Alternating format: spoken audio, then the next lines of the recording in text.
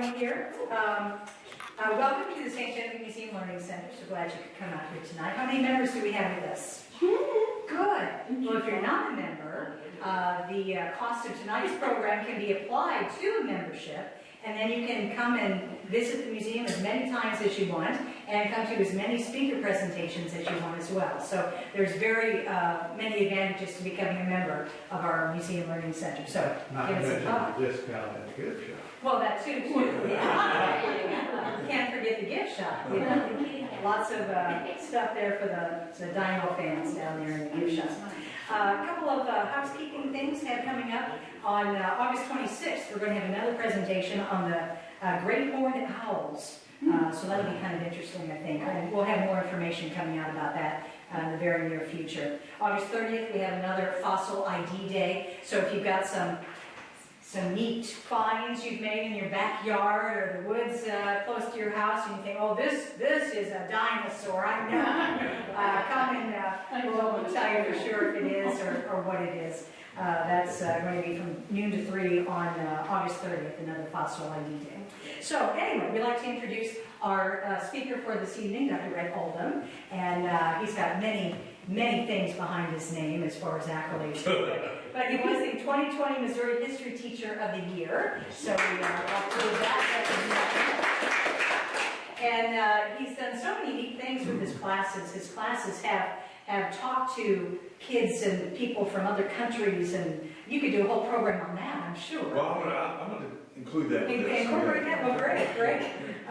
But this evening's presentation, by and large, will be encompassing the architecture, events, and people of St. Genevieve as they are intertwined in significant historical events. And Dr. Oldham will walk us through kind of a fascinating historical connections that St. Genevieve has around the world. So I think we're all looking forward to it.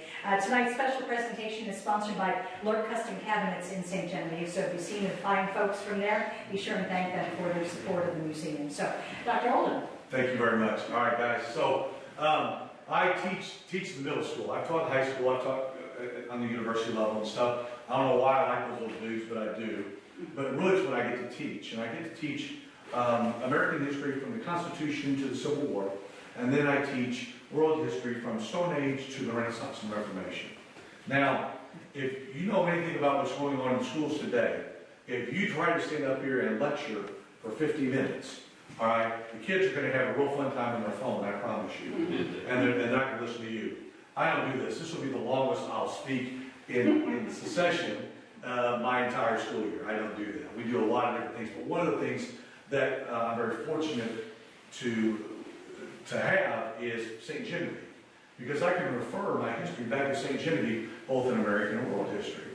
And so, and you just can't take a job at St. Genevieve as a history teacher and not know what you're getting into. You really can't, because there are a lot of people like yourselves who love history, who are very passionate about history. And so if you get some poser in the classroom that doesn't know about local history, doesn't know about state history, doesn't know about American world history, the kids find it out pretty quick because they go home and tell their grandparents and say, this guy didn't know what we're talking about. So, what I'm going to talk to you guys about today is some things that I do in my classroom to bring the world to St. Genevieve and St. Genevieve to the world. All right? Now, some of it's going to be American history-like. All right? I chose these pictures for a reason, and I'm sure that you guys can pick almost all of these. All right? Of course, we have the Catholic Church, which I'm going to spend a lot of time on. The Amarillo House, which is one of the coolest ways to teach about African American history and to tie that in to the pre-Civil War and antebellum Civil War. The cemetery, which has some awesome stories, and I've got most of these stories from you guys, if you just want to know the truth, and then I've applied those to my classroom. The one that you may not have seen, right here, you might have an idea what this one is right here. All right, it's local. All right, this is the Dr. Franklin too. All right, and I have a really cool story that ties that in, and I use that in my classroom as well. All right, so that just kind of gives you a basic idea. All right, so listen, this is my technology stuff that I would use for my kids, and you don't have to do that. But I want you to think about this. So when you see the name St. Genevieve, though, what comes to your mind first? French. French, Midwest. Paris. Paris. Yeah. Mother of the West. Mother of the West. St. Genevieve Saint. Saint, okay. French female.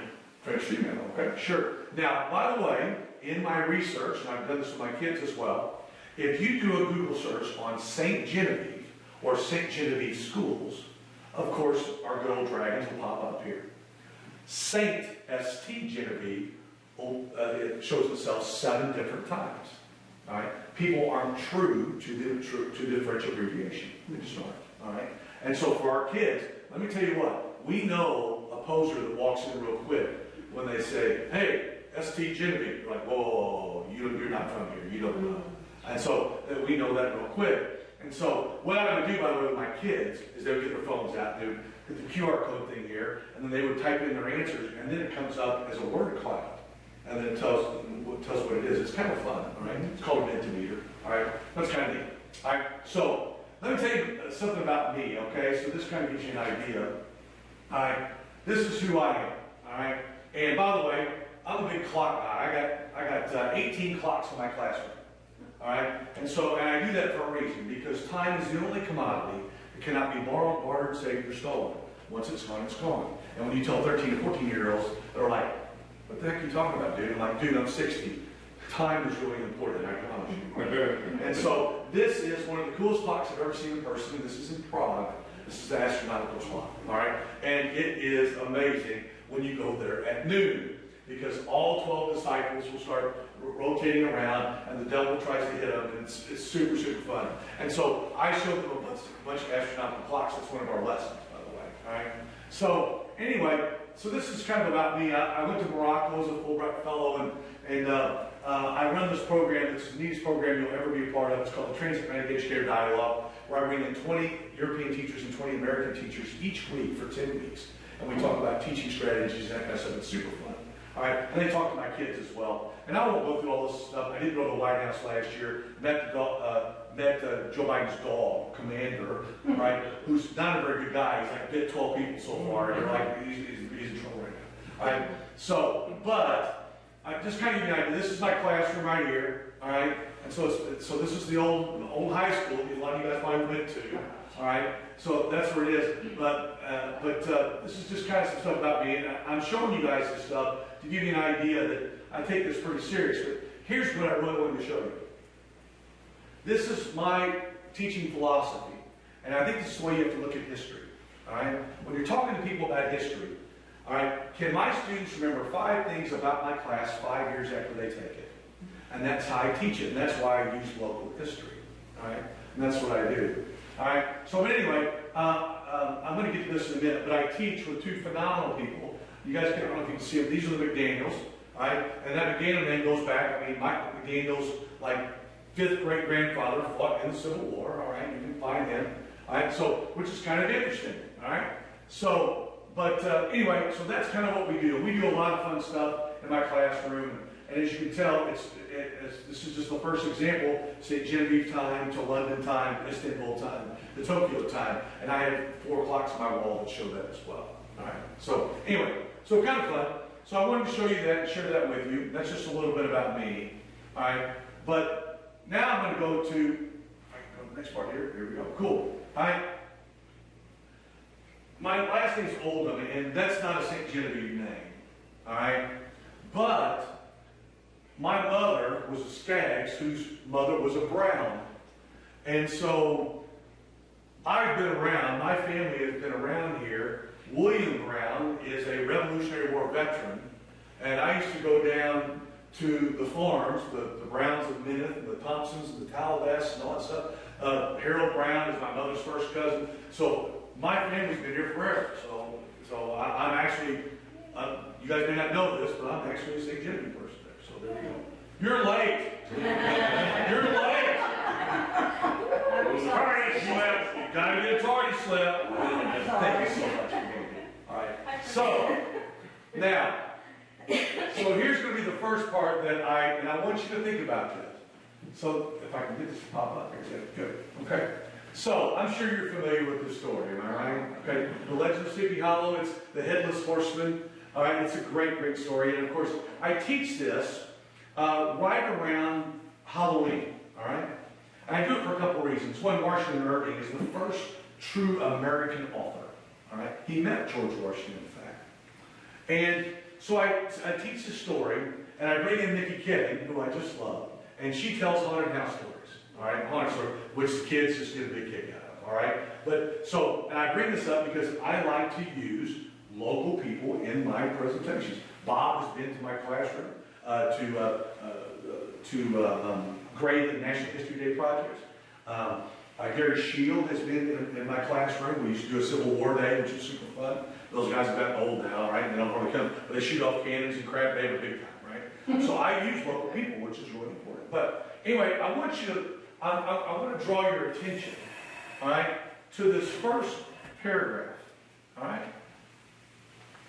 And then I'm going to talk about St. Genevieve. In the bosom of those spacious coves which indent the eastern shore of the Hudson, at the broad expansion of the river denominated by the ancient Dutch navigator the Tappan Zee, and where they always prudently shortened sail and implored the protectors of St. Nicholas, there lies a small market town, which is generally known by the name of Tarrytown.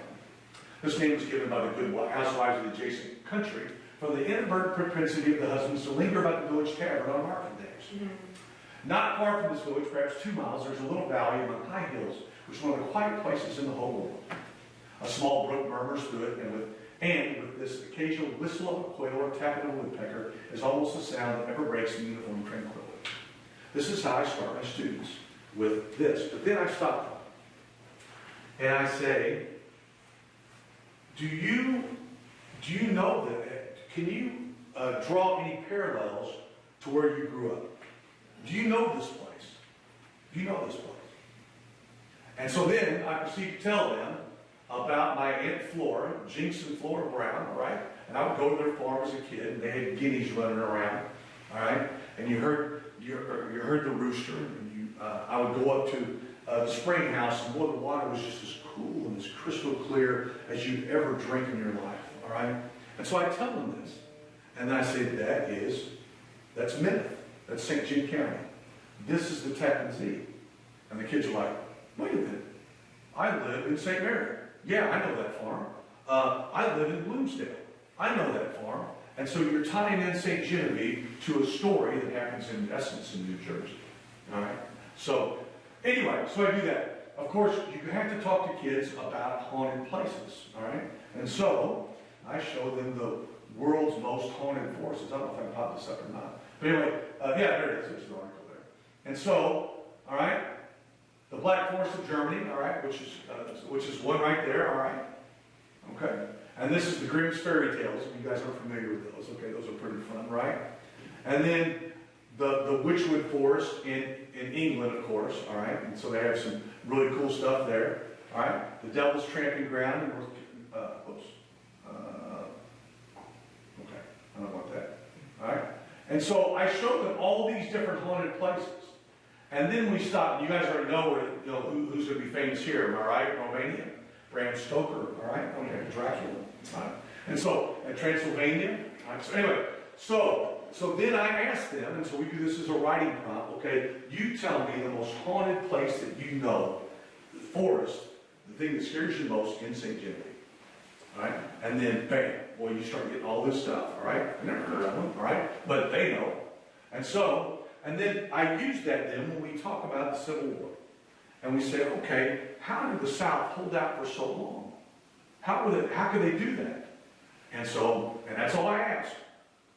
So, one of the things that they do, is one of my favorite stories about the Civil War, is they have to see a Confederate soldier walking on the side of the road, and the Union came up to him, stopped, and says, dude, why are you fighting this? And his answer was very simple, because you're here. All right? But one of the things the Southerners do, they do every back road, they do every creek, they do every small path. And so I said, what happens if somebody would invade St. John County? Do you think we could hold out? Kid says, yeah, man, I know a little way you can get around. Now, why am I telling you that story? Because the 300 Spartans of Thermopylae, the way that they held off this humongous army from Persia. All right? But the thing is, it was in a pass. So you can't only get so many soldiers in a pass at one time, right? Well, how do they get through? Well, they're betrayed by a shepherd. All right? He says, I know a secret pass. And so what do? They go around it, they encircle them, and that's how they kill it. All right? So that's how you incorporate, you take world, you take St. Genevieve, and you bring it back to world. All right? And that's St. Genevieve. All right? So, kind of fun. All right? So, and I know this, you're like, wait a minute, man, I was kind of expecting something a little bit different.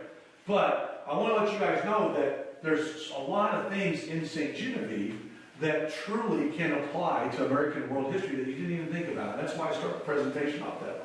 All right, some of them are pretty obvious, all right? But I told you guys already that, that we have people from the community that come and do Civil War days. And I want to show you the resources that we have. This is something that when the McDaniels and I got together, and then the high school teachers were like, listen, we got people that know history. Why not use them? So look what Gary Shields got our kids doing here, man. Check it out, man. He's got it out in information here, right? Check it out, right? So they're learning about this.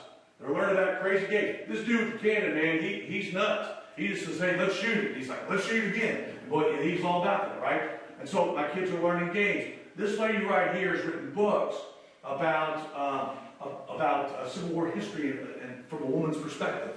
And so my kids get to see all this stuff, right? So anyway, by the way, these kids are in college now. That's how long ago this was, all right? But it's still fun to see, right? So you have this right here, okay? Not only that, but we have, so these kids I have these kids from Germany. And so I bring kids in from Germany or from the UK or from whatever. And then Nikki gives them a tour of the city and of the town. And so she does a phenomenal job of that. But so we're in the coffee shop and and then the county sheriff's there. What's that guy's name? Gary Colson. He goes, hey, think they'd like to see the prison? I'm like, heck yeah, let's do it. So took all the Germans to the prison, right? So I said, here you came out 5,000 miles away, and what'd you do? You went to jail. Right? So that's what they did. Right? And then these are the McDaniels that I teach with as well. So I just want to show you guys, this is some of the things that, and then I told you guys about National History Day, and I made you guys come, so you guys can have me included to grades. Let's talk about St. Genevieve herself. All right? So I take the kids to the Catholic Church. All right? And we'll talk about church architecture here in just a little bit. That's a big part of what I do. But here's the thing. This isn't in our curriculum. Like if you look at state curriculum, it has something for local, for world history, not really. But nowhere do they talk about St. Genevieve. I'm like, well, so we combine St. Genevieve and St. Patrick and we put it in a lesson. It's pretty fun. All right? She's a neat lady. In fact, when you go to the Parthenon, you can see where she's buried in Paris. All right? It used to be a dilapidated old thing, and then they had this little thing called the French Revolution, and they got in really bad shape. So they built this neoclassical structure, and that's where she's buried now. All right? But, so how do you incorporate St. Genevieve in world history? That's a gimmick. That's like a layup. It really is. Because being the patron saint of Paris, Paris is a Roman fortification. In fact, you can still see Roman structures in Paris. It's a little bit southwest of the city. You can still see it. All right? But Matilda the Hun was alive at the same time St. Genevieve was. And so she's in her 20s. Matilda the Hun is bearing down, coming from the east, going towards Paris. Now, Attila the Hun is a big reason why the Romans end up losing their empire, all right? Because he starts pushing the Goths, the Visigoths and the Ostrogoths and all this, and the Vandals and the Huns, they're all trying to run away from Attila because he's a bad man. So what do? They start pushing up against the Roman border, so the Romans got to fight those guys. And in fact, just kind of a side note, the only way Attila is finally stopped is the Visigoths and the Romans fight together against Attila the Hun and stop him. That's the only way they stop him. And then he becomes mortal, and they say he can be defeated, and that was it. Yes, ma'am. So where was Attila the Hun from? Okay, so Hun is like Hungarian, all right. So it's not even like, it's more even like maybe even like further, like even to Ukraine and that area too. That's where he's from, right? So he's from the east, and he starts pushing. And so it's kind of one of those things. He says, either give up or I'm going to kill you. Like, we're not going to give up. He says, okay, we'll kill you then. And a lot of times, if you did give up, he'd kill them in anyway. All right? And then took the women and children as slaves. But, so Attila the Hun's bearing down on Paris. And the men says, okay, man, we got to vacate. This guy's a bad man. So St. Genevieve says, no, God's going to take care of this. Just pray. Well, there are paintings in the Parthenon that depict these dudes throwing rocks at St. Genevieve and saying, you're going to get us all killed. And she says, have faith. And so, sure enough, whether it's God's intercession or Attila just having a wild hair, but he goes south to Lyon and he destroys Lyon. He does not attack Paris. So after that point, they go, this gal must be on to something. All right? So then people like see her, and supposedly then she is a healer. And so she heals the sick. You got to turn your phone in the principles and you can get it out. That's right. But anyway, by the way, I use phones in my class a bunch. We use Snapchat for teaching. I use Instagram. In fact, if you want to follow me on Instagram, I post pictures of the kids and what they're doing, that kind of stuff. But I use phones, and I think it's a great tool. Anyhow, in fact, this whole AI thing, I'm so excited to use this in my classroom. This artificial intelligence stuff is going to be phenomenal. There's some really, really fun stuff that we're going to use. But anyway, getting back to our stories. So then she becomes a healer. There's some great pictures of her on her deathbed. She lives in her 90s, all right? She's on her deathbed, and people are all around her bed trying to touch St. Genevieve, believing that she would, just by touching her, they would be healed, right? So, really kind of a big deal. Now, how does that tie locally? Well, for one, we have a relic of St. Genevieve. We have a piece of her bone at St. Genevieve. Now, one idiot from about 8 or 9 years ago had been stealing relics. You go see them all the time. But now what do? They got to put them in the basement. They got to keep them in a lock and key, that kind of stuff. All right. So, but with Father Nemeth, when I go there, and if he's not too busy, which that's rarely happens, I do too busy cat. But I say, hey man, would you mind getting out the relic of Joan of Arc and St. Genevieve? And would you mind getting those out and showing the kids? And the kids see them. It's kind of a cool thing, right? So anyway, so not only do we have the patron saint of Paris, the story of the Till of the Hun, which is a great story to kind of end towards the end of your Rome unit. All right. Also to talk about the power of persuasion and the healer of the sick during the end of the Roman age, the beginning of the Middle Ages. But we also have the relics that are actual tangible products of these two great saints. Now, the Joan of Arc stuff, man, I can go on a real long story on that because she is burned at the stake in Rouen, France, which is in Normandy, which is a beautiful town. All right, and I got lost there and driving. It's one of those things. I said, just go around, make a right at the cathedral. Well, there's about 5 of them. So you're like, and that's pre-GPS, man. So I was getting frustrated. My wife saw it. She says, we got to pull off here. So then I drank one of the best beers in my life, Grimbergen beer, and it all worked out. But anyway, that's the side of it. But that's where she's burned at the stake, and you can go to the very place where she's burned at the stake. There's like a plaque there, and a really ugly church next to it. It was built in the 70s. So you guys know what I'm talking about. Anyway, but that's where she was. And so then I get to teach the 100-Year War, all right? And so then I refer back to that when we look at the relic. And then you get to talk about all Henry IV and Henry V stuff, which is super cool. And then you get to do the St. Crispin's Day speech for he who bears his, sheds his blood with me shall be my brother, the band of brothers speech. You guys know that one? Yeah, which is awesome. And that comes from the 100 Years War. That comes from Joan of Arc. That's all St. Genevieve stuff. There you go. So anyway, kind of neat, right? So, okay. Oops, I gotta go this way. So, there are my kids in St. Genevieve Cathedral, all right?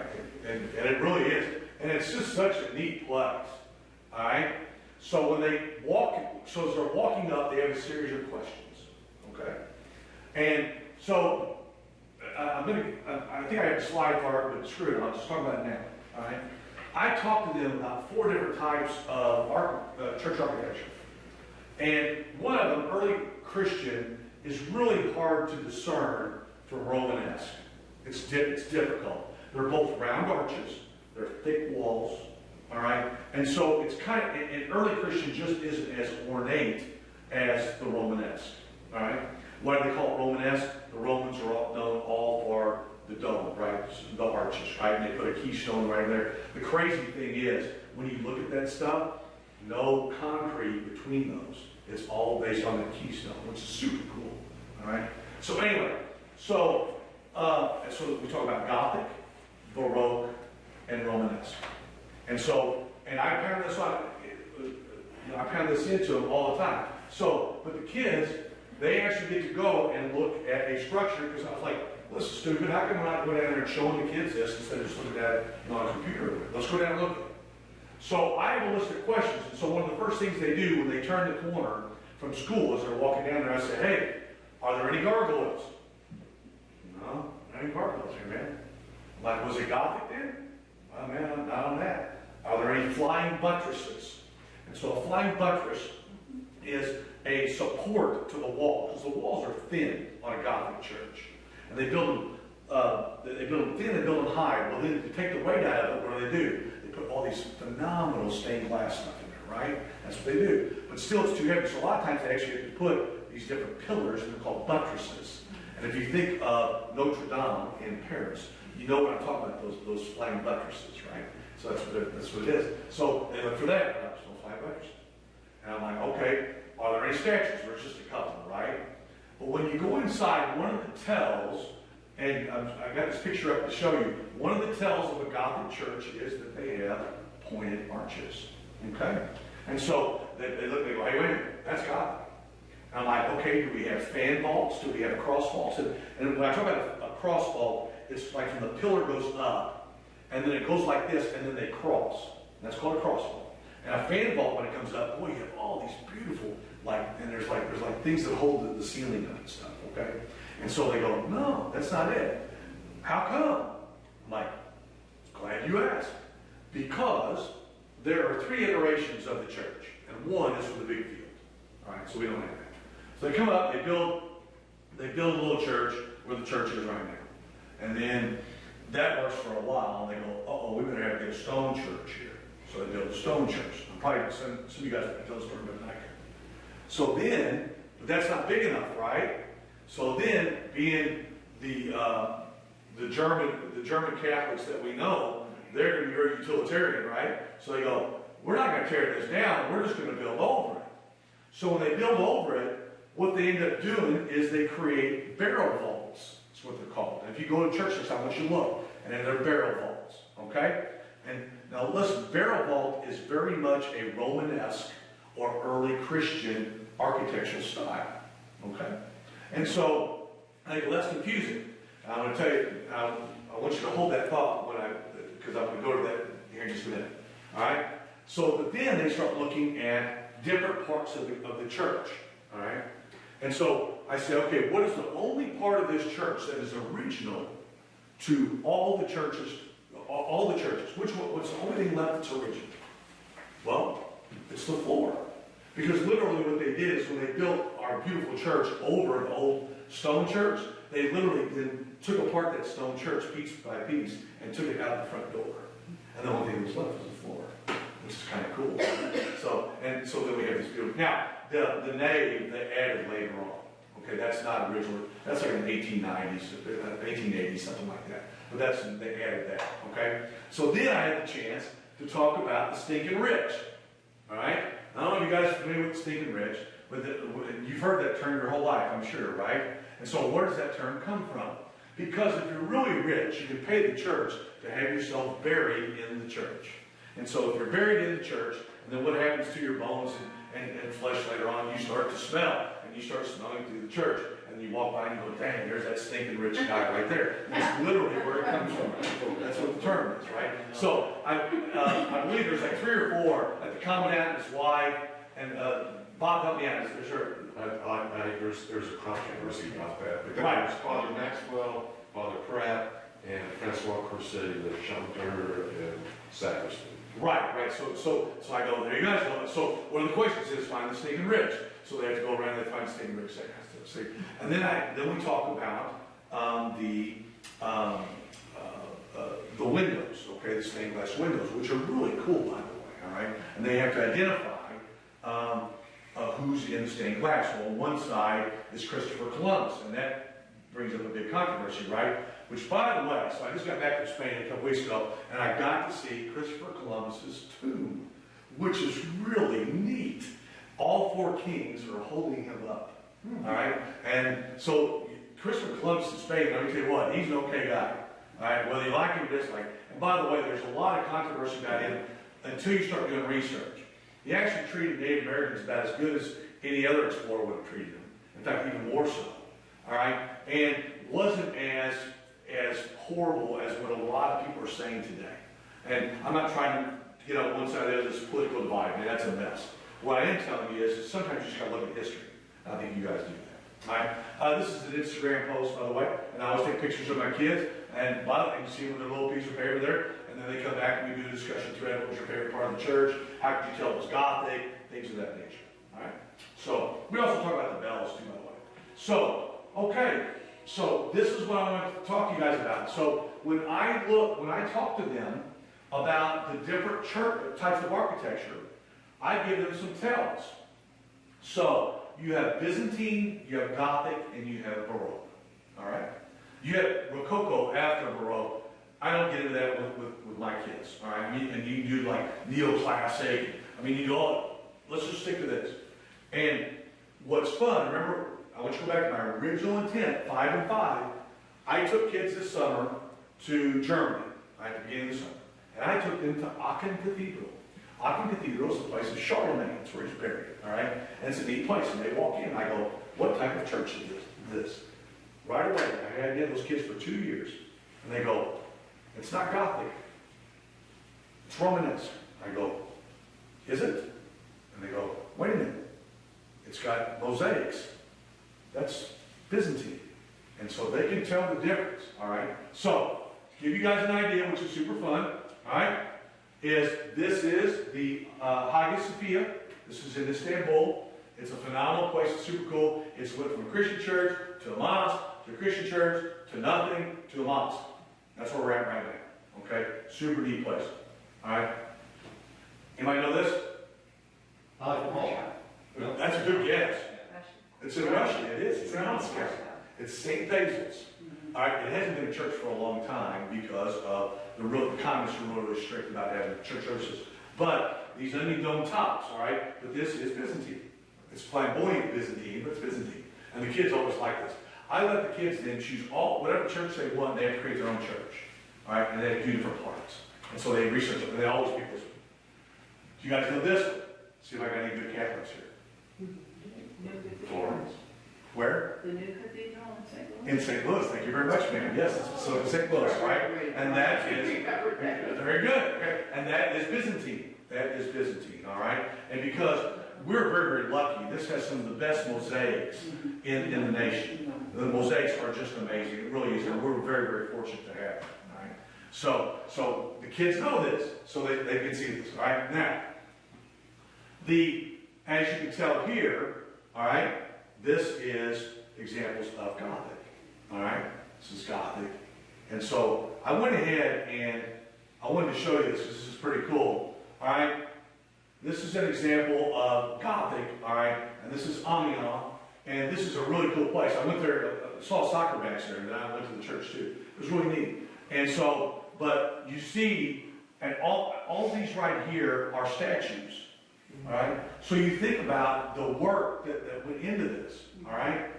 This is in rim. All right? And you can see, boy, that really kind of gives you those pointing arches and that kind of stuff. All right? There's going to be some gargoyles here and that kind of good stuff. All right? This is St. Denis, which is really neat. I think it's the oldest church in Paris, by the way. It's like in the 500s, 600s, something like that, which is pretty cool. It's a neat place.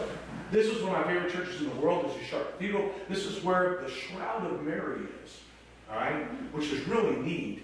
And Shroud of Mary, so that's what she gave birth to. She had the shroud on, right? Okay, so the church has a fire and it guts it. But by God's glory, that didn't get burnt, right? Well, that's a pilgrimage site, right? So if you lose the Shroud of Mary, nobody's coming to your place anymore. But this has some of the neatest medieval stained glass in the world. And during World War II, they had to take that out and they hid it, all right? Because the Nazis were looting everything at that point, all right? And so, but now, I'm showing you all these really, really cool places, but I want you to think, what's our reference point? What's our reference point? St. Genevieve Cathedral, right? Our church. So I'm saying, hey man, you guys know about these churches, all right? Because we have it right here in town. You drive past it all the time, all right? Now, this is super cool. It doesn't feel very Gothic though, all right? But this is, like when I start talking about Renaissance, this is the, like, ground zero of the Renaissance right here in Florence. It's super, this is Brunelleschi's Dome up here. And so, and when you walk around there, I mean, it's just stupid, all the Renaissance stuff you see here. You go to Rome and you get Baroque, which I'm going to show you, and you get early Roman. And then you go to Florence and you get Renaissance, and it's right here. And it's just amazing, all the fun stuff here. All right, and then this is Westminster Abbey. I'll show you that one right here. And Westminster Abbey is one of the neatest places. If you just want to go like Europe, like go to London, go there. You can actually right down the street from there is a church that is the Crusaders. It's a Crusaders church. It was built by the Crusaders. All right, so the history there is just unbelievable. And then of course you can get the cool Roman stuff too. So that is, so if you think about it, so what have I showed you here? I showed you Byzantine, I've shown you Gothic, and then I'm going to show you Baroque. This ever pops up. All right, oh crap, it's not good. Whoa, I'll get there. Well, all right, here, cool. Now, Baroque, the kids love, because it's straight over the top. It is, all right? It's a direct, this is a direct reflection of the Catholic Church's response to the Reformation, all right? Because what happened is the Protestants started getting these churches, and they cleaned everything out, all right? Whereas the Catholic says, we got to get together, we got to figure out, show them where the one true faith. And so they said, we're going to adopt this Baroque thing. It's not only Baroque architecture, it's art, it's music, it's all. I teach Baroque, talk about Baroque music, which is super fun to teach, all right? But the guy that you really need to know about is a dude named Bernini, and Bernini is super cool. And this is the ecstasy of St. Teresa, and she's getting pierced with an arrow from an angel. That's how the story goes. And she felt not only the pain of the arrow, but the ecstasy that was coming from the angel. All right. Well, here's what's really cool about this. I don't know if I have this or not. Yeah, cool. All right, good. So I'm going to show you the first part of this. Teresa's heart. Teresa's heart with a heavenly arrow. Okay, so there it is. Famously described her ecstasy. The pain was so sharp that I cried aloud, but so delightful that I wished it would last forever. So I'm going to go back here just a little bit though, and I want to show you. Got to look on from the Bernini and a groundbreaking architect. Okay, we know He this. designed St. Peter's Square. This is Baroque, St. Peter's Basilica. All right. Embracing the theatrical nature of Baroque art, Bernini turned this chapel into a theater. In fact, the members of the family who paid. So here's the crazy thing about this. When you go to Rome, there's a gazillion churches that are amazing, okay? This church is a little bit out of the way, and you walk in, and there might be 5 people. And you have this Bernini here that is cool. Well, the people that bought it, there they are. From the VIP Oh, crap. There it is. using all of his artistic tools and See? 3D tricks, Bernini invigorates reality with emotion. Pretty neat, huh? Center stage, So, an angel there pierces she St. is. Teresa's heart Oh, you with a saw this. heavenly arrow. Cool. As the saint famously Okay, there. So, anyhow, I go, okay, guys, what is that? They're like, that's Baroque. All right, it's over the top.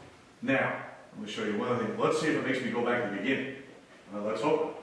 All right, so I'm in Sevilla, and Sevilla is, now this is where it really gets fun. So Sevilla was the Moors had control over that city. The Moors are Muslims. The Muslims that came up in the 700s, and they went all the way, like they went into France. And in fact, Charlemagne's grandfather actually stops them from going into France, and they stay in Spain. So then when the Reconquista happens, the Moors are pushed out. But when they did that, what do the Christians do? They build on top of the Moorish temples, or actually use the Moorish temples for their materials and stuff. So you have, a lot of times you'll have a Roman, Visigoth, Moor, and Christian churches all one on top of one another, which is pretty cool, right? And so, all right, so I'm going to show you this. if I can get this to pop up. So I was here this couple weeks ago. Can you tell this is Baroque? Baroque But in a Gothic chapel. it's Baroque in a Gothic chapel. Look, it's Baroque all the way to this point. There you see. This is in Seville, It goes right in back. Spain. And by the way, the Spanish take Catholicism like really serious. All right, I mean, so when you go to these churches, you go to a little church, and it's like all the stuff. The difference in Spanish Baroque and the rest of the world, a lot of the Spanish stuff is silver, not gold. Any idea why? Potosi is South America. Okay, meaning They got a lot of silver. they got a lot of silver from the New World, and they brought it back, man. Oh, and so you got silver stuff all over the place in Spain from the New World. And you go, well, where's that come from? Say, dude, right? We're part of that New World. Okay, so anyway, so as you guys can see, so you go home today, and you're going to know the difference between Byzantine, Gothic, and Baroque, aren't you? See, it's super fun. Yeah, and so what we do here in the United States then is we have what's called Gothic revival, Byzantine revival, Baroque revival. All right, and that's what we do. Yes, sir. Have you ever visited the church in Cologne, Germany? Yes, I took the kids there this summer. Is that right? We walked up. In fact, I think I got a goofy picture of the kids at that church. If I can. I do. Where is it? Right here. There they are. That's Cologne Cathedral right there. See, there they are. So when I took the kids this summer, and they looked, they're acting silly because we had to climb those steps like this. Europe is not ADA compliant. I will tell you that right now. Right? Because you're walking up, right? Okay. So what do I do then? I take my kids around the world. I take them to the UK, I guess 5 years ago. Took them to Germany in Rostock, which is in old Eastern Germany. I took them there the week before COVID. Like when we came back on the train, we heard the first case in St. Louis. All right, and then just this past summer, I love taking the kids. So some of the stuff that applies directly, but I just had to throw that in because that's Checkpoint Charlie, by the way, which is really fun. So, all right, and this is the Reichstag, which was where the German parliament is. Okay, but what's really cool is I actually knew a dude at the embassy, U.S. Embassy in Germany, which is right by there, and he got us in, and we actually got to go inside, and that's right where Reagan said, Mr. Gorbachev, tear down that wall, and that's what it was. And so the kids are getting to experience this history, which is pretty neat. All right, okay. So here the kids are taking a tour. This is Salisbury Cathedral. This has the tallest steeple in the UK. And that was just kind of. And then by the way, in the basement, the Magna Carta is there, which is pretty neat. But that wasn't even the best thing. Before that, I took them to Stonehenge, which is real close. Right, which is kind of neat, right? All right, see Stonehenge right here. So yeah, that's where's my kid. So. And then this is in front of Westminster Avenue. These are my kids in Cologne, all right? These are my students in Aachen. And this is Charlemagne. There's a piece of Charlemagne's skull in this one right here. Okay, so it's a relic, all right, which is kind of neat. So the German teacher that I were with, when we went to Cologne, I walked around. By the way, the three magi are buried here, by the way, all three of them. Okay, so that's what yeah. So you walk around and you talk to them about that. And then Charlemagne, all that kind of stuff. So each time I would take my students and I'd walk around and I use a guy named Rick Steves. I use his guidebooks. I love them, right? They're phenomenal. And he does a walking tour of these things. So then afterwards, the German teacher says, man, your kids are like really into these churches. How come? I'm like, well, for one, I teach it. Two, it's part of my community. And three, it's just super interesting, man. It's like legit interesting. And so that's what we got here, right? And so when I tell you that, you know, we actually live this stuff, we do. So we take our kids there, right? Which is kind of fun. All right? So get over here. All right, now, so let's go to the cemetery, which is one of my favorite places. All right? And I love taking them here. And as you can tell, I usually take them in the fall. All right? And so when they go there, you notice they all have papers there. For one, they have a map of the cemetery, all right? Which is a crappy map, all right? And it's, well, for one, there's about 5,000 people buried there, and there's only about 300 of them listed, right? So they go, so you hear kids say, don't step on the graves. I'm like, shut up, man, you're stepping on everybody. Don't worry about it. Right? So, because that's what happens, right? So, on their paper, though, they have to find different types of tombstones. They have to find a cross vault. They have to find a, what's it called? It's the round one, all right? It's like this. Anyway, they have to find that. They have to find a family plot, all right, which is pretty cool. They have to find somebody who died that's their age, right? So they have to look at that. They have to find an infant, somebody who died like before 2 years old, which is easy to do. And then they have to go find the most interesting one. And then they have to find a veteran, all right, which is easy, right? Because there's not only Civil War veterans, but there's Revolutionary War veterans there as well, right? Which is really neat, right? But the most interesting one to me is all the way in the back, and it was the dude that made the tombstones, all right? And so when he died, all the Masons got together and said, let's make him really cool. And they did. It was super, and it's got like this ball, and it's like hanging like this. It's really neat, but it's in the back of the cemetery, all right? And so, okay, but, so this is this, all right? So then, when you go to Paris, it's one of the coolest cemeteries in the world, Père Lachaise, all right? You guys are a little bit older than me. Most of you guys are a little younger than me. So you guys know who Jim Morrison of the Doors is. Jim Morrison's buried here, right? Oscar Wilde is buried here, all right? But one of my favorite stories ever is two people are buried here, and it is Albert and Heloise, all right? And so everybody know that story? Have you heard the story? It's a phenomenal story, isn't it? It's great. It's a beautiful love story. And the love story is this, and I tell the kids this, all right? So, he is her teacher, all right? Hashtag don't date, right? But they did, all right? In secret, all right? They secretly get married, all right? The dad finds out about it, the brothers go find him, and they remove his, let's just say it's removed, okay? And so, that's it. He's castrated, he's done. They send her to a convent. He goes to he goes to become a monk, all right? And you figure, okay, that's a story. That's a terrible story, right? No.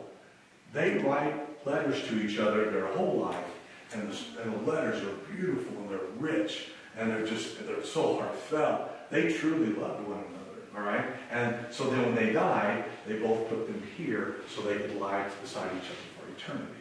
All right. So even middle school kids think that's a romantic story. All right. So especially when you talk about the castration part.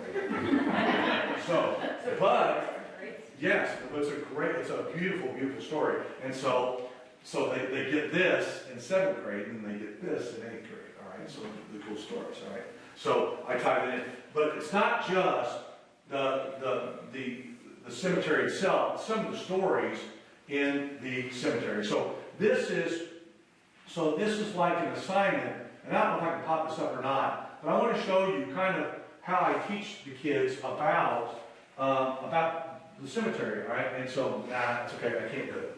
So, and that's okay. But I do take them to, how to look at things in the cemetery. Before, remember, maybe when you were a kid, you would like go to the cemetery and take a piece of paper and you would draw over it. Remember that? And you can't do that anymore. All right? That's bad. That's bad because it really affects the cemetery, and it degrades the stones and stuff, all right? So, anyway, so that's what they do, all right? So we move on. Okay, now, so I'm actually going to start this way and work my way back, all right?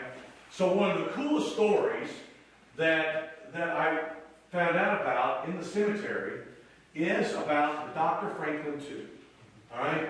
And the Dr. Franklin tomb, it actually happened a few miles north of us, but it's a typical steamboat story. With a steamboat either hits a snag or I think we have an explosion, but anyway, it happens.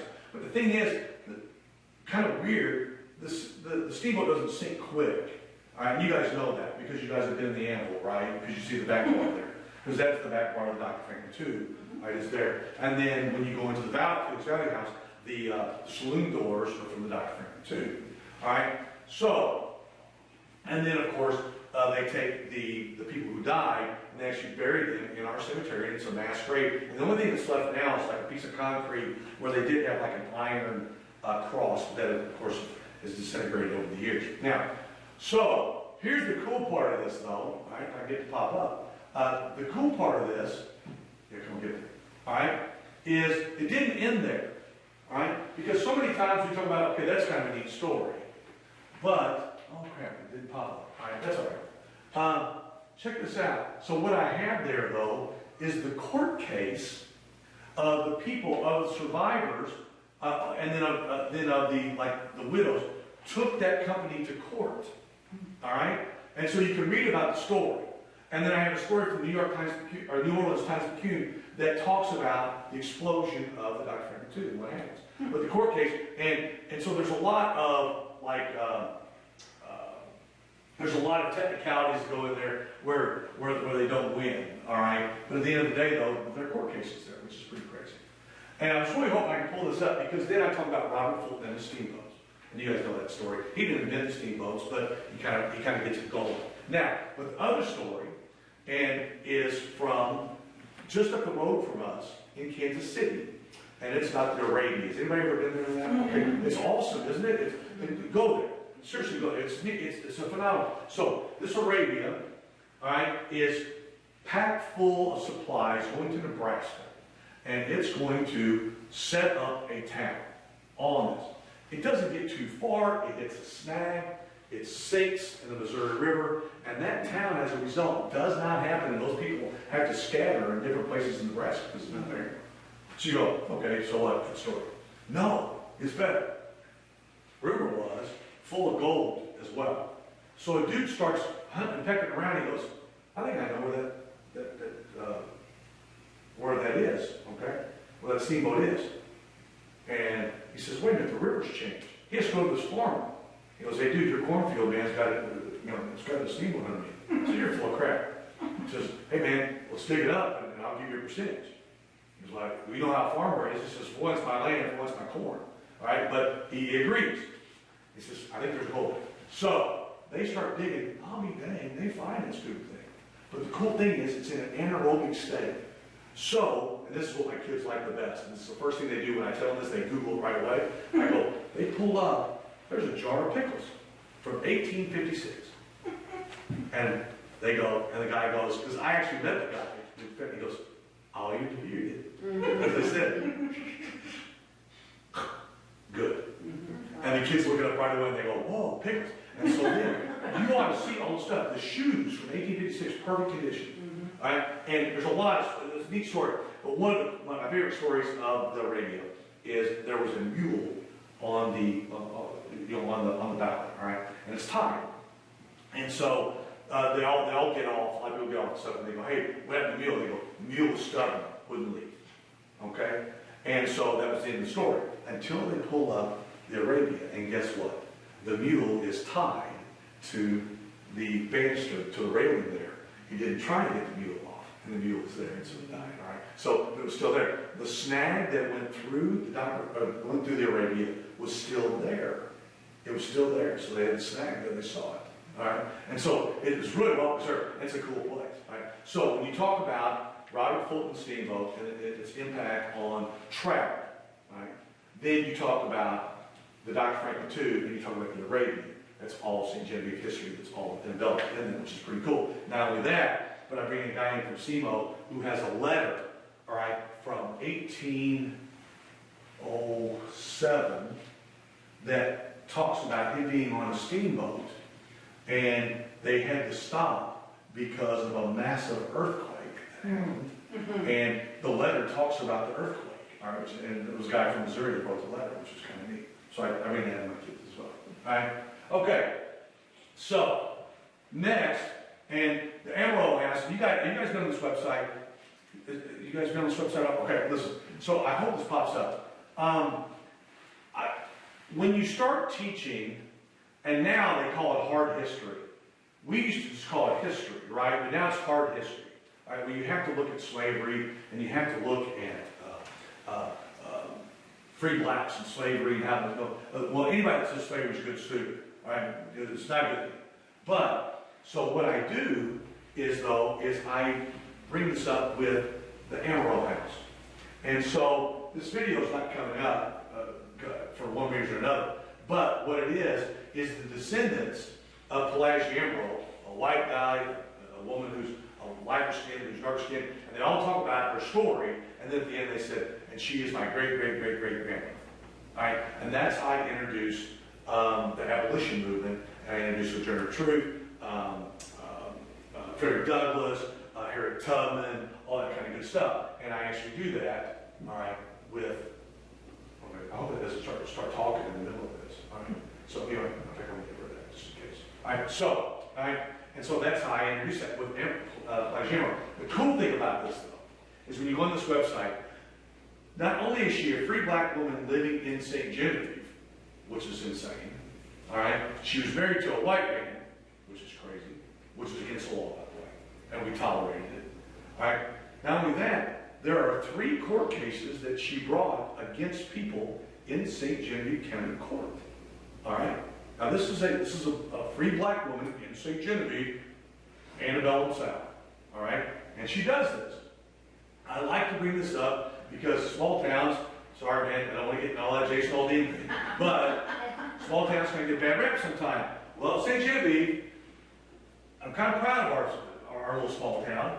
Listen, man, we're far from perfect, but not only this, but she has a neighbor named Clarice right next door, who, guess what, is a free black woman. All right? So, right away the kids are like, wait a minute, in my town, you're talking about abolitions. Well, in their own way, yes, they were. And they get to look at court cases. Guess what else court case I bring up right after that? Dred Scott. Thank you very much. Yeah. And so then and so you're like, whoa, wait a minute, man. And I said, now look at her court case, his court case, it's within 20 years of each other. All right? So it's right there. So you get to tie that in. And so the Amaro stuff is just golden. It really is. And it's good stuff. Check this out. I love this. I found this. On the Underground Railroad, there are quilt blocks. And the quilt blocks mean different things. All right? And I think I have it on, yeah, I think I do here. All right? And so my kids really do a deep dive into this, and I think it's a fun way to teach the Underground Railroad. So then, not only that then, guess what my kids do? They take these, and they made board games based on the quilt blocks and how you could get the freedom based on the clues from the quilt blocks. Right? Wow. So, all right, and it all ties in together. There's no evidence of an Underground Railroad going through St. Genevieve or anything like that. So I don't want to. There's a place in Peevely. There's a big rock house at the top of the hill that has been rumored to be part of the Underground Railroad. But, a lot of stuff is just anecdotal, so you wouldn't know that. But anyway, so we use that too. Okay, and so that's all from Plaghammer. All right. So okay. So okay. Now, so last thing I'm going to show you about is it's not just enough to take the pieces of St. Genevieve to my kids. I got to actually take the kids from St. Genevieve and take them to the world. So I'm very fortunate that I have a lot of people I know throughout the world. And so what do? I connect them with my students. And so, like, we actually had a Zoom call where the kids split off. I put them in breakout rooms, and they got to talk to kids from Turkey. Right? But before that, they shared their Instagram and Snapchat addresses, and so the kids from Turkey did the same thing. And so as they're on the bus, they're texting and their friends from Turkey, all right, which is super neat, right? And so they do that from Greece. So then all these kids come in before school to talk to their new friends in Turkey, all right? And they're doing it on their level. So the first day they come in, they say, "You won't believe what happened, Dr. Oldham. Like 3 in the morning, my phone started blowing up. Like a request to be my friend on Snapchat, right? Because they're finding not only these friends from Turkey, but they're finding their friends from Italy. They're finding friends from Denmark. When we talk about Vikings, we have this. When we talk about Rome, we have kids from Italy. When we talk about Islam, we have kids from Morocco that they're connected with. When we talk about the 100 Years' War, I have England and France. I have kids from those. So they're connecting all year long with all these kids all over the world, right? And so at the end of the year, they may have 60, 70, 80 friends from around the globe. I had a kid that just graduated, Nolan Walls just graduated, and he has kept in contact with his friend from England since 8th grade.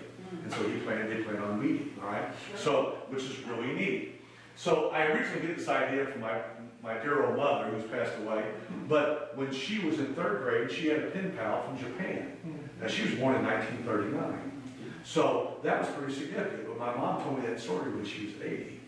So she remembered that story from a little girl, right? So, remember what I told you, the 5 and 5 rule? Can your kids remember 5 things from your class 5 years after they leave? They'll remember this, right?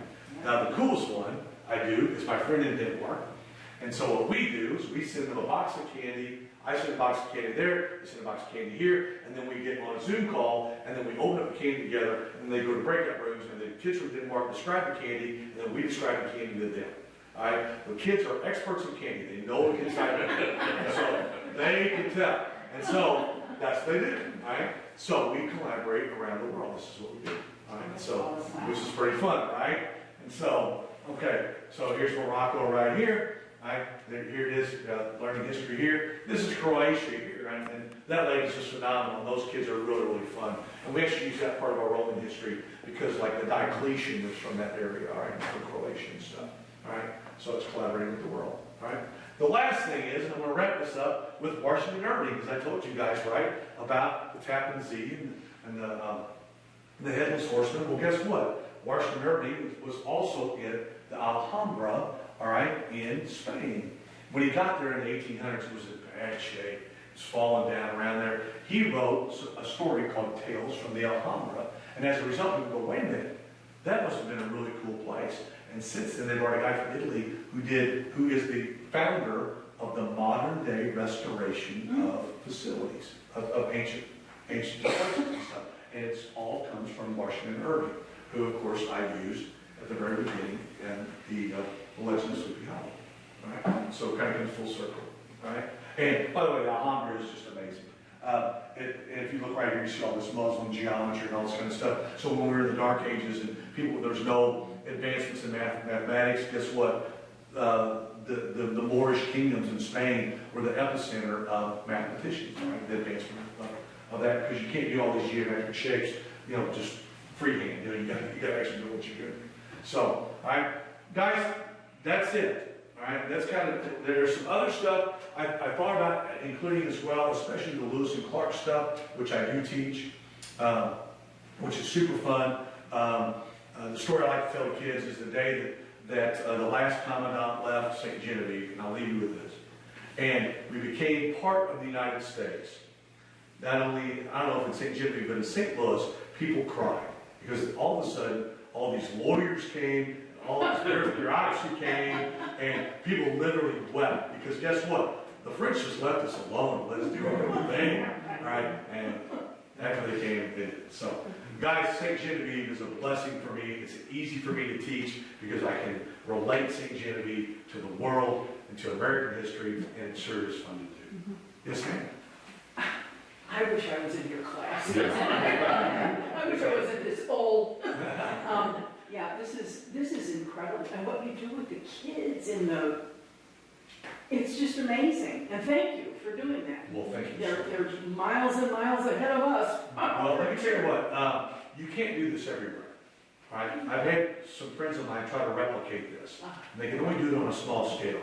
It's because of the support of my administration, which lets me do crazy stuff. One of the things I didn't show you was my annual rolly chair joust, which we put on hockey helmets and shoulder pads, and they make their own shields, and I have a lance, and they literally get on a rolly chair and they try to nail each other. And we do that. But my administration allows me to do that. My parents understand what we're doing is important. All right? So you don't get to do stuff like this unless you have community support, administrative support, and then the kids, the buy-in from the kids. Do you ever let old people audit your class?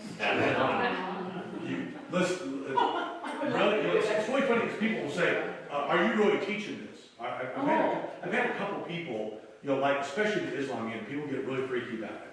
All right? Because they're like, oh man, you're trying to indoctrinate kids to be Muslims. So here's how I start my Islam game. You'll love this. So I said, okay guys, there is a church that when a serviceman dies, that those people go to the cemetery and they yell, death to America, death to the soldiers. They go, yeah, that's it, that's Muslims. I'm like, how many of you guys Baptists here? And a couple raised their hand and said, that's Westboro Baptist Church in Kansas. I guess that's you. They're like, no, that's not me. I'm like, those are radical people of that faith. Those are radical people of this faith. Now let's talk about what Islam is all about. But every once in a while, I've had that a couple times, and so they're freaking out. And I'm like, no, man, we're just trying to get an idea of what it's all about. It's like I teach about Judaism. I teach about Christianity. all right? And so, hey, here's the cool thing I teach about Christianity. I gotta tell you this, man. This is awesome. This is cool. Because I read this.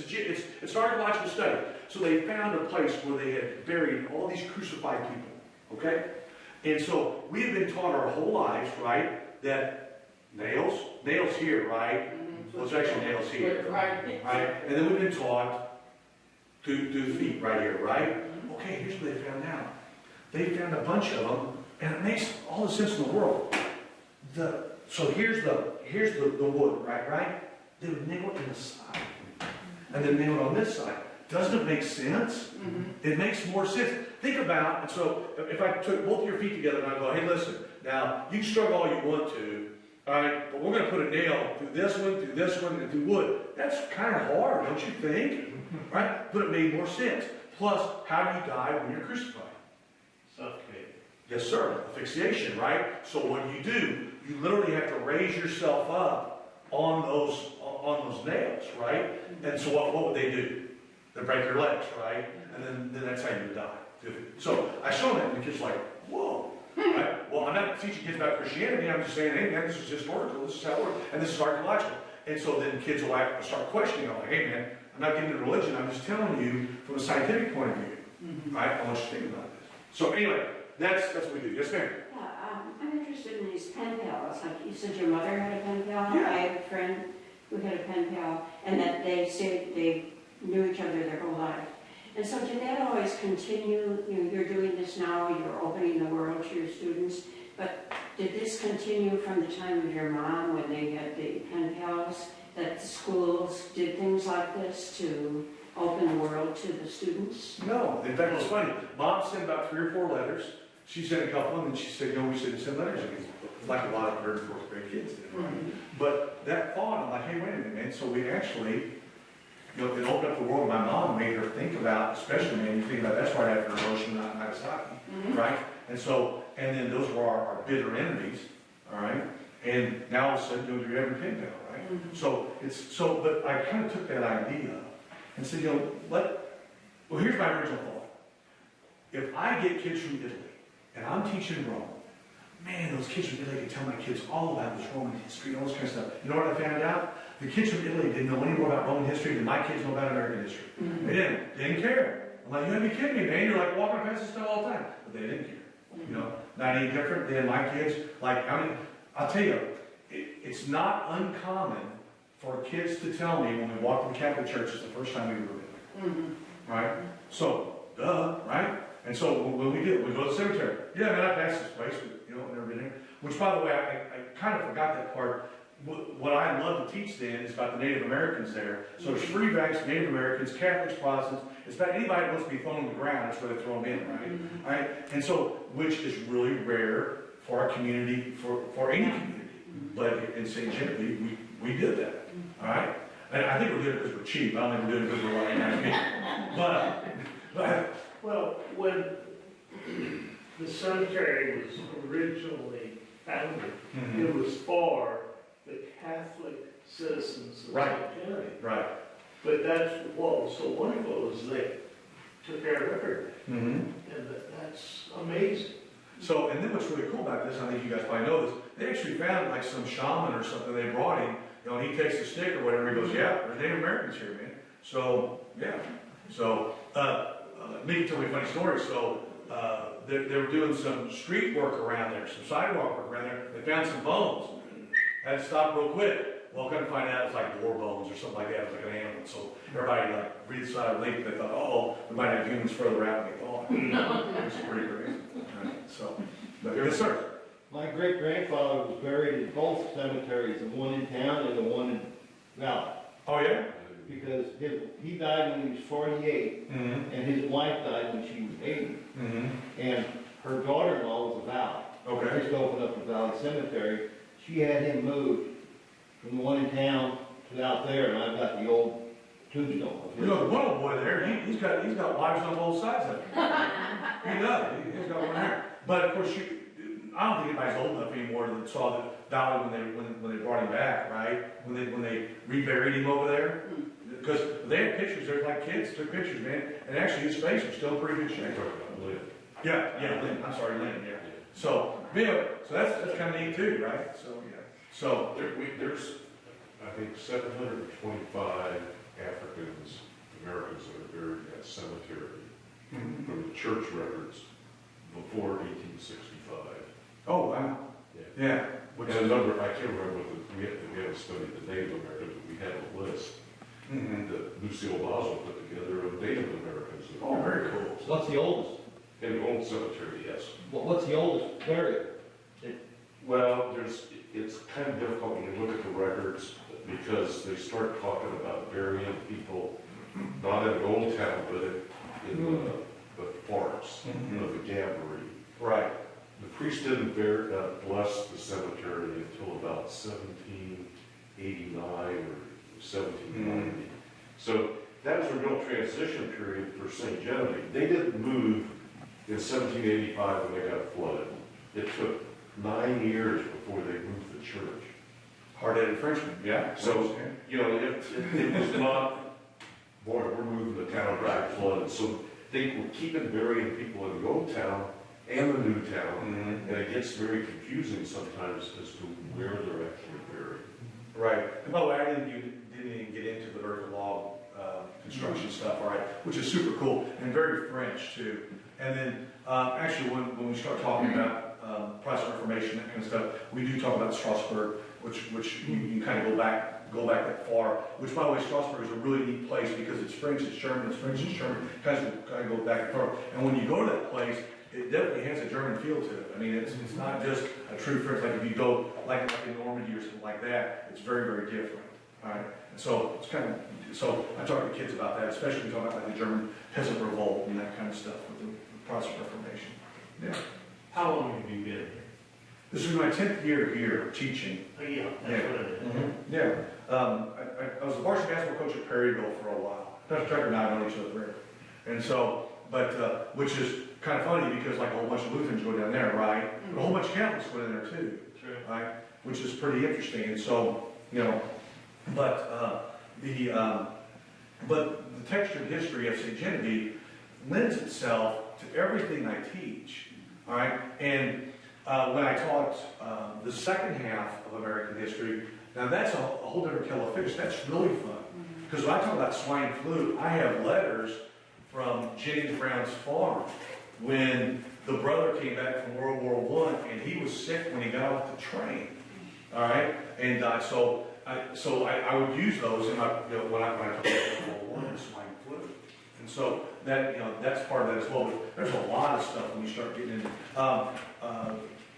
Jason Elders just did a lot of research on some race problems that we had here in the 20s. And it was a really cool story, all right? If you ever seen, and we talked about it, and I mean, it's a bad part of our history, it's a tough part of our history, but he did a great job doing research on it. It's really neat. So it's not just, I'm just telling you what I teach, the American history stuff, and then when you start getting in to all the later stuff, it's pretty fun.